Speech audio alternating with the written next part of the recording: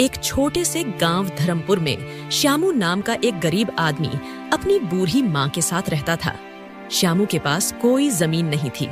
इस वजह से वो जंगल से लकड़ी काटकर बेचता और उसी से अपना और अपनी माँ का गुजारा करता था। एक दिन, श्यामू बेटा, जल्दी निकल जा, सूरज उग आया है। जंगल जाने में देर कर देगा तो शाम तक लकड़ी काट कर लौटना मुश्किल हो जाएगा। हाँ माँ, मैं अभी निकलता हूँ, तू चिंता मत कर। आज कोशिश करूंगा ज्यादा लकड़ियां लाऊं ताकि 2 दिन का खर्चा निकल जाए। श्यामू अपनी कुल्हाड़ी उठाता है और झोपड़ी से बाहर निकल पड़ता है। श्यामू जंगल की ओर जा रहा था। अचानक रास्ते में उसे गांव का सेठ गोपाल दास मिलता है। अरे श्यामू, कहाँ जा रहा है सुबह सुबह? प्रणाम सेठ जी, जंगल जा रहा हूँ लकड़ी काटने। माँ के खाने का इंतजाम करना है ना, बस वही करने निकल पड़ा। तू भी अजीब आदमी है श्यामू, न जमीन है न खेत, बस यही जंगल की लकड़ियों से पेट पालता है। सेठ जी, भगवान ने जो दिया है उसी में जी रहा हूँ। बात तो ठीक कहता है तू। अच्छा सुन, मुझे अपनी गाय की गौशाला बनाने के लिए कुछ लकड़ियों की जरूरत पड़ेगी। क्या तू ला सकेगा? क्यों नहीं सेठ जी, अगर आपको लकड़ी चाहिए तो मैं पहुंचा दूंगा। बस बता दीजिए कितनी चाहिए और कब तक। अच्छा, तो कल से ही लकड़ी मेरे गोदाम में पहुंचाना शुरू कर। दाम अच्छा दूंगा। अगर तेरा काम ठीक रहा तो आगे भी तुझसे ही काम लूंगा। धन्यवाद सेठ जी, मैं अपनी पूरी मेहनत लगा दूंगा। श्यामू जंगल में पहुंचता है। चारों ओर हरे भरे पेड़, पक्षियों की चहचहाहट। श्यामू कुल्हाड़ी उठाकर लकड़ी काटना शुरू करता है। अगर यह काम सही रहा तो माँ को आराम मिलेगा, शायद झोपड़ी भी ठीक कर सकूं। भगवान, बस तू साथ देना। धीरे धीरे शाम होती है। श्यामू लकड़ियां बांधकर अपने कंधे पर लादता है और गांव लौटता है। उसकी माँ दरवाजे पर बैठी इंतजार कर रही थी। आ गया बेटा, कितनी देर लगा दी, थक गया होगा। हाँ माँ, पर आज मन खुश है। सेठ जी ने मुझसे ढेर सारी लकड़ी मंगवाई है। अगर काम सही हुआ तो आने वाले दिन बदल सकते हैं। भगवान तेरा भला करे बेटा, तेरी मेहनत रंग लाएगी। माँ बचे हुए राशन से खाना बनाती है। फिर दोनों खाना खाते हैं। शाम का समय, आसमान पर काले बादल छा जाते हैं। तेज हवाएं चलने लगती हैं। अचानक बारिश शुरू हो जाती है। गांव की पगडंडियां कीचड़ से भर जाती हैं। झोपड़ी के अंदर श्यामू की बूढ़ी माँ खाट पर लेटी थी। बारिश में चल रही ठंडी हवा से श्यामू की माँ को तेज बुखार हो गया था। ओ राम, ओ श्यामू, मेरा सिर जल रहा है बेटा। अरे माँ, ये क्या हो गया? तेरा शरीर तो तपा हुआ है। तू बिल्कुल चिंता मत कर, मैं अभी तेरे लिए दवा लेकर आता हूँ। इसके बाद श्यामू तुरंत भीगते हुए बाहर निकल जाता है। तेज बारिश में श्यामू की हालत भीगकर बदतर हो जाती है।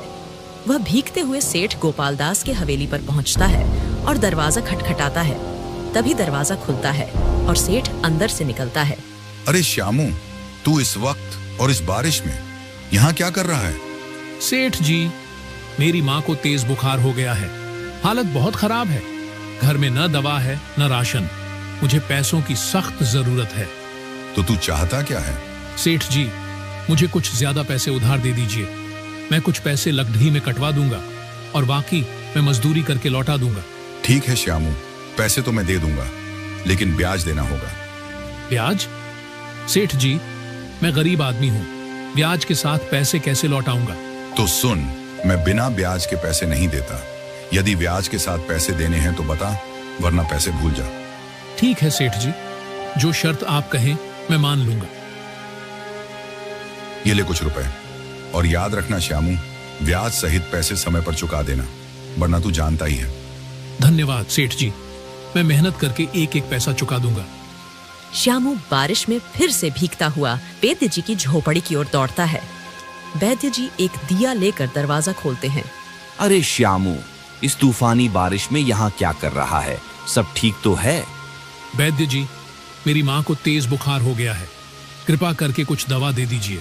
ओह ठीक है, रुक, मैं अभी जड़ी बूटियां तैयार करता हूँ। वैद्य जी जल्दी से एक छोटी थैली में दवा भरकर श्यामू को देते हैं। ये दवा हर 3 घंटे में देना, माँ को आराम मिलेगा। धन्यवाद वैद्य जी। श्यामू पैसे देकर झोपड़ी की ओर लौटता है। माँ देखो, वैद्य जी से दवा ले आया हूँ, यह लो, अभी खा लो।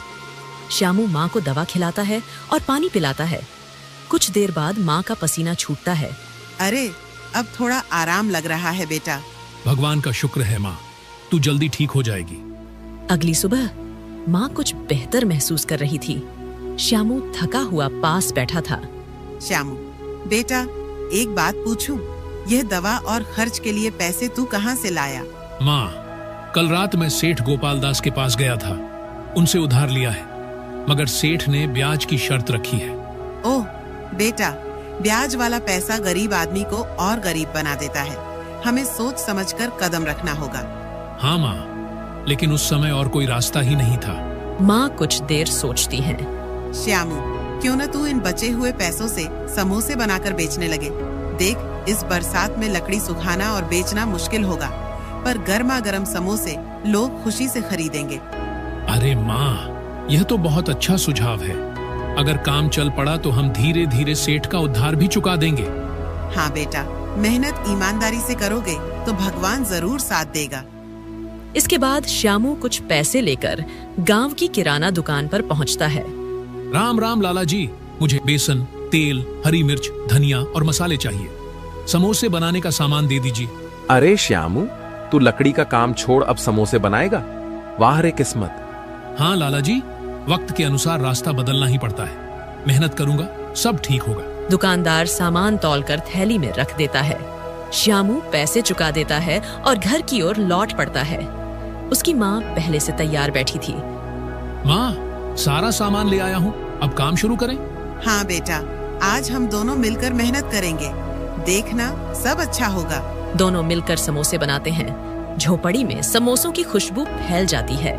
श्यामू, यह तो बहुत अच्छे बन रहे हैं। इन्हें बेचने ले जा और ईमानदारी से मेहनत कर। हाँ माँ, आज से हमारी नई शुरुआत होगी। श्यामू समोसे एक टोकरी में रखता है और सिर पर उठाकर बाजार की ओर निकल पड़ता है। बाजार में लोगों की भीड़ थी। श्यामू सड़क के किनारे एक साफ जगह पर टोकरी रखता है और ऊंची आवाज में समोसे बेचना शुरू करता है। गर्मा गर्म समोसे, ताजे और स्वादिष्ट समोसे। कुछ लोग उसके आसपास रुककर देखते हैं पर समोसे नहीं खरीदते। पास ही एक और ठेला लगा था जहां पहले से समोसे बिक रहे थे। उस ठेले का मालिक था हेमू, जो वर्षों से बाजार में समोसे बेचता आ रहा था। अरे ये क्या? ये श्यामू लकड़हारा ये समोसे बेचेगा, और वो भी मेरे सामने? इसकी इतनी हिम्मत! हेमू श्यामू की ओर घूरता है। ठीक है, अब देखता हूँ कि ये कैसे समोसे बेचता है। इसे सबक सिखाना ही पड़ेगा। श्यामू ग्राहकों को बुलाने में व्यस्त था।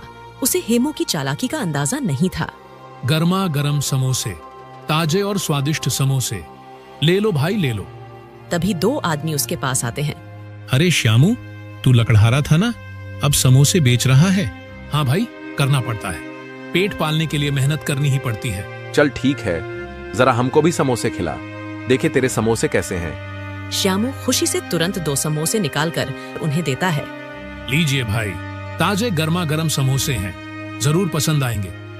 दोनों आदमी एक एक निवाला खाते हैं। अचानक वे चेहरे बिगाड़ लेते हैं और समोसे जमीन पर फेंक देते हैं। अरे ये क्या बनाया है?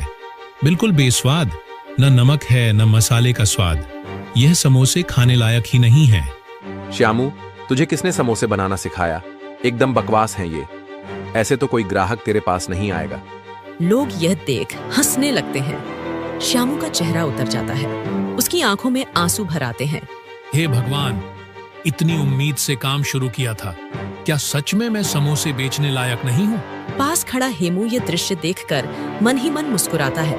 हाँ हाँ, यही होता है जब कोई मेरे सामने समोसे बेचने की कोशिश करता है। अब देखता हूँ ये श्यामू कितने दिन टिकता है। अरे भाइयों, क्यों उन बेस्वाद समोसों के चक्कर में पड़े हो?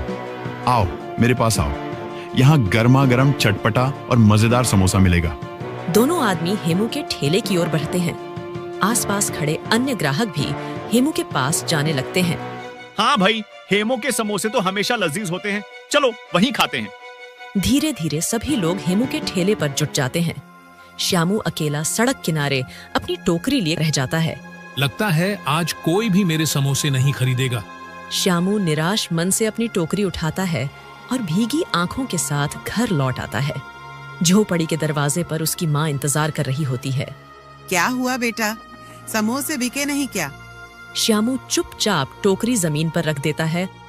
माँ, बाजार में सबने मेरे समोसे बेस्वाद कहकर फेंक दिए, किसी ने पसंद नहीं किए और सारे पैसे भी इसमें लग गए। अब सेठ का कर्ज कैसे चुकाएंगे?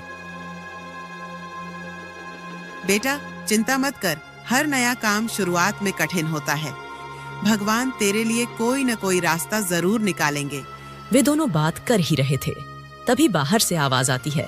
दरवाजे पर सेठ गोपालदास अपने 2 आदमियों के साथ खड़ा था। अरे श्यामू, कहाँ है तू? बाहर आ, आज हिसाब करना है। माँ, ये तो सेठ है, लगता है पैसे वसूलने आया है। हिम्मत रख बेटा, सच बोलना, भगवान सब देख रहे हैं। श्यामू अपनी माँ के साथ बाहर आता है। सेठ गोपालदास अपनी मूंछों पर ताव देते हुए खड़ा था। सेठ जी, मुझे पता है कि आप पैसे लेने आए हैं, मगर क्षमा कीजिए, अभी मेरे पास कुछ भी नहीं है। मैंने आपसे जो रुपए लिए थे वो सब समोसे के काम में लगा दिए।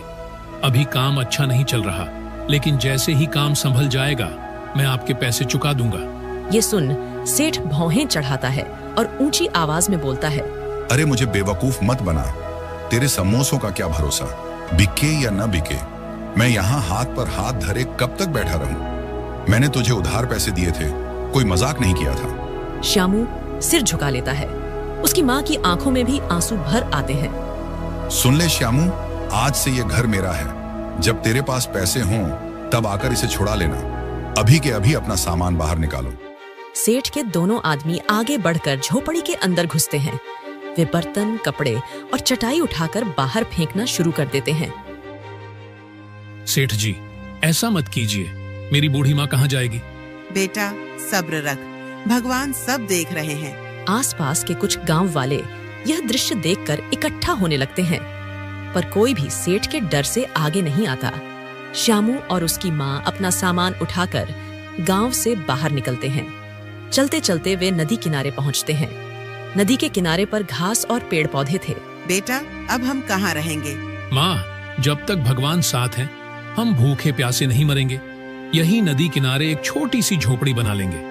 इसके बाद श्यामू कुछ लकड़ियां और पत्ते इकट्ठा करता है। माँ उसकी मदद करती है। धीरे धीरे दोनों एक छोटी सी कच्ची झोपड़ी बना लेते हैं। देख, अब सिर पर छत तो है, चाहे कितनी भी छोटी क्यों ना हो।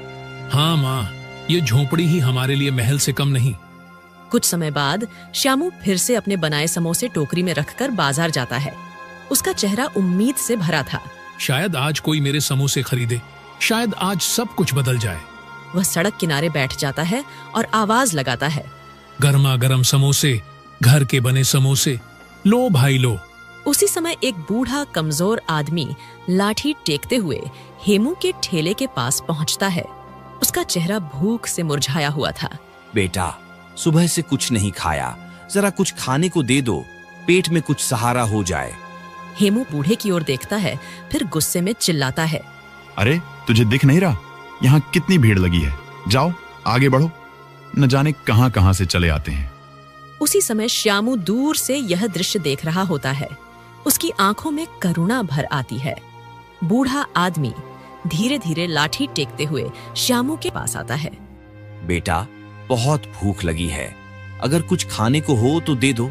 श्यामू बूढ़े को देखता है।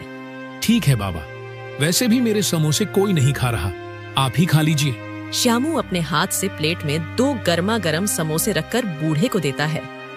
पहला निवाला लेते ही उसका चेहरा चमक उठता है। वाह बेटा, तुम्हारे समोसे तो बहुत स्वादिष्ट हैं, सचमुच गजब का स्वाद है। बाबा, क्या आप सच कह रहे हो? सब तो कहते थे कि मेरे समोसे बेस्वाद हैं। अरे बेटा, मैं झूठ क्यों बोलूंगा? यकीन न हो तो खुद खाकर देख ले। श्यामू थोड़ी हिचकिचाहट के साथ टोकरी से एक समोसा उठाता है। अरे, ये तो सच में बहुत स्वादिष्ट है। ये कैसे हो गया? श्यामू की आंखों में हैरानी के साथ खुशी भी झलकने लगती है। बूढ़ा आदमी मुस्कुराते हुए श्यामू की ओर देखता है।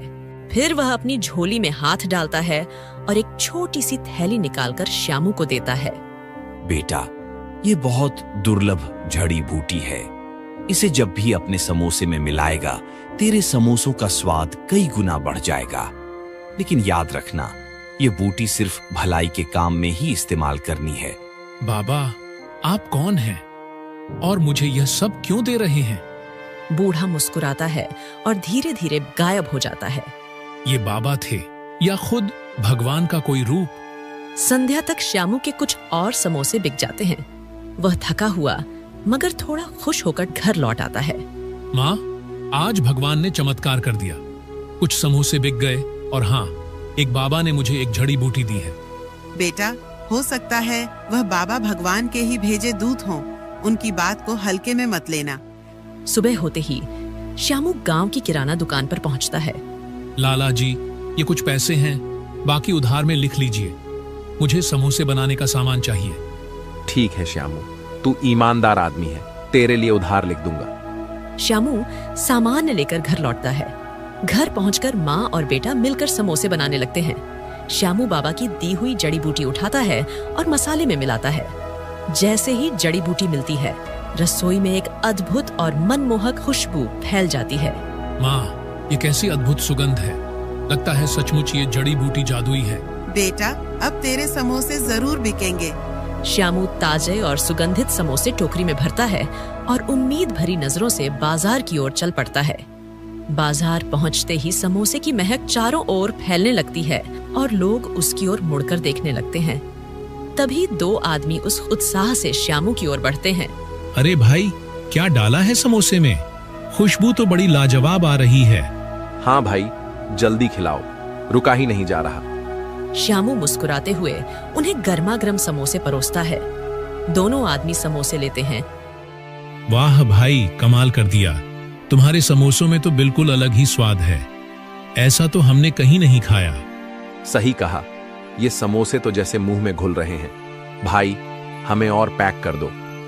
धीरे धीरे लोग इकट्ठे होने लगते हैं। कोई खुशबू से आकर्षित होकर आता है, कोई पहले खा चुके लोगों की तारीफ सुनकर। श्यामू के पास भीड़ लग जाती है।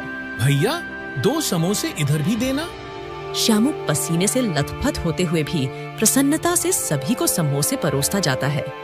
संध्या तक श्यामू के सारे समोसे बिक जाते हैं। वह टोकरी उठाकर हल्की थकान के साथ मगर दिल में अपार खुशी लिए घर की ओर चल पड़ता है। माँ, आज तो चमत्कार हो गया। मेरे सारे समोसे बिक गए। लोग बार बार तारीफ कर रहे थे। देखा बेटा, भगवान मेहनती और नेक दिल का साथ कभी नहीं छोड़ते। अगली सुबह का बाजार। सुबह सुबह श्यामू टोकरी में ताजे समोसे लेकर बाजार पहुंचता है। समोसे में बाबा की दी हुई जड़ी बूटी मिलाता है। थोड़ी ही देर में समोसों की सुगंध चारों ओर फैल जाती है। अरे वही समोसे वाला आ गया, चलो जल्दी जल्दी ले लें वरना खत्म हो जाएंगे। कुछ ही देर में श्यामू की दुकान पर भीड़ लग जाती है। उधर हेमू अपने ठेले पर गुस्से से देख रहा था। उसके ठेले पर एक भी ग्राहक नहीं था। ये लकड़हारा कहाँ से समोसे वाला बन गया और ऊपर से सब लोग इसके ठेले पर टूट पड़ते हैं। मुझे तो एक एक ग्राहक के लिए आवाज लगानी पड़ रही है। आखिर चक्कर क्या है, क्योंकि इसमें ऐसा कोई हुनर नहीं है। वह गुस्से में मुट्ठियां भींच लेता है। इस प्रकार धीरे धीरे दिन बीतते हैं। श्यामू का नाम पूरे गांव और आसपास के कस्बों में फैल जाता है। कुछ महीनों में श्यामू अब सड़क किनारे से हटकर एक छोटी सी दुकान खोल लेता है। श्यामू की दुकान पर ग्राहकों की लंबी कतार लगी थी। भैया 2 प्लेट समोसे देना और हाँ, चटनी ज्यादा डालना। श्यामू सबको खुशी खुशी परोसता है। उसकी माँ दुकान के कोने में बैठकर गर्व से बेटे को देखती रहती है। कुछ दिनों बाद श्यामू कमाई का बड़ा हिस्सा लेकर सीधे सेठ के घर पहुंचता है। सेठ दरवाजे पर बैठा हिसाब किताब लिख रहा होता है। सेठ जी, ये लीजिए आपके सारे पैसे। अब कृपा करके मेरा घर मुझे वापस कर दीजिए। श्यामू, मैं तुझसे शर्मिंदा हूँ। उस दिन मैंने लालच में आकर तुझ पर ज्यादती की थी। तूने मेहनत और ईमानदारी से अपनी किस्मत बदल दी। मैं तुझसे माफी मांगता हूँ। सेठ खाते से नाम काटता है। जा, अब तेरा घर तेरा हुआ। भगवान तुझे और तरक्की दे। धन्यवाद सेठ जी। श्यामू घर लौटता है। माँ की आंखों में आंसू भर आते हैं। उधर हेमू का ठेला खाली पड़ा था। अब तो मेरा पूरा काम ठप हो गया है। सब लोग उस श्यामू के पास क्यों जा रहे हैं? जरूर कोई राज है उसके समोसों में। मुझे ये जानना ही होगा। एक शाम श्यामू दुकान बंद करने के बाद घर पर समोसे बनाने की तैयारी कर रहा होता है। वह अपने छोटे से डिब्बे से बाबा की दी हुई जड़ी बूटी निकालकर समोसे में डालता है। उस समय खिड़की के पीछे छिपकर हेमू सब देख रहा होता है। ओह, अब समझा, यही उस जड़ी बूटी का कमाल है। बिना इसके तो उसके समोसे साधारण ही होंगे। अब देखता हूं श्यामू, तेरी दुकान कैसे चलती है। रात गहराने पर श्यामू और उसकी माँ सो जाते हैं। तभी हेमू दबे पांव श्यामू के घर में पहुंचता है और उस डिब्बे को ढूंढ निकालता है। मिल गया, यही है वो जड़ी बूटी। अब आएगा असली मजा। कल से लोग फिर मेरे पास ही आएंगे। वह डिब्बा अपने हाथ में दुकाकर चुपके से निकल जाता है। अगली सुबह श्यामू दुकान की तैयारी में जुटा था। श्यामू डिब्बा निकालने अलमारी में हाथ डालता है, लेकिन डिब्बा नहीं मिलता। श्यामू पूरे घर के कोने कोने में ढूंढता है, लेकिन जड़ी बूटी का डिब्बा कहीं नहीं मिलता। उधर हेमू अपनी ठेली के पास बैठा था। सामने वहीं चुराई हुई जड़ी बूटी का डिब्बा रखा था। हाँ, अब देखना, जब ये समोसे तैयार होंगे तो खुशबू चारों ओर फैल जाएगी और लोग फिर से मेरी ठेली पर टूट पड़ेंगे। श्यामू का खेल अब खत्म। वह जल्दी जल्दी समोसे ठेले पर सजा देता है। कुछ ही देर में बाजार में लोग आते हैं। एक ग्राहक हेमू की ठेली पर खड़ा होकर सूंघता है। अरे, ये कैसी गंध है? बड़ी अजीब सी लग रही है। खुशबू तो बिल्कुल वैसी नहीं जैसी श्यामू के समोसों से आती थी। चलो फिर भी एक खाकर देखते हैं। वे समोसा लेते हैं और जैसे ही मुंह में डालते हैं तुरंत थूक देते हैं। अरे, ये तो कड़वा और बेस्वाद है। क्या मिला रखा है इसमें? भाई, ये तो सेहत बिगाड़ देगा। चलो यहाँ से चलते हैं। हेमू के माथे पर पसीना छलकने लगता है। वह खुद एक समोसा खाता है और तुरंत खांसने लगता है। अरे, ये तो सचमुच कड़वा है। उस श्यामू के समोसे ऐसे कैसे मीठे और स्वादिष्ट हो गए? मैंने तो वही जड़ी बूटी मिलाई थी। वह चिढ़कर डिब्बा फेंक देता है। अचानक तेल की कड़ाही गिर जाती है और आग भड़क उठती है। देखते ही देखते उसकी ठेली जलकर राख हो जाती है। अरे अरे, बचाओ, मेरी ठेली जल गई। सन्नाटे में हेमू राख हुए ठेले को देखता है। आंखों से आंसू बहने लगते हैं। अगली सुबह हेमू सीधे श्यामू की दुकान पर पहुंचता है। श्यामू ग्राहकों को समोसे परोस रहा था। हेमू हाथ जोड़कर उसके सामने खड़ा हो जाता है। श्यामू भाई, मुझे माफ कर दो। मैंने तुम्हारी जड़ी बूटी चुराई थी। मैंने सोचा कि तुम्हारी सफलता को छीन लूंगा, पर मेरा सब कुछ जलकर राख हो गया। हेमू, लालच का रास्ता हमेशा बर्बादी की ओर ले जाता है। मेहनत और सच्चाई ही इंसान को आगे बढ़ाती है। मैं तुझे माफ करता हूँ, लेकिन एक बात याद रखना, लालच मत करना। बस मेहनत और ईमानदारी से काम करना, तभी सुख और सम्मान मिलेगा। हाँ श्यामू, अब मैं मेहनत से ही कमाऊंगा। यही मेरी सबसे बड़ी सीख है।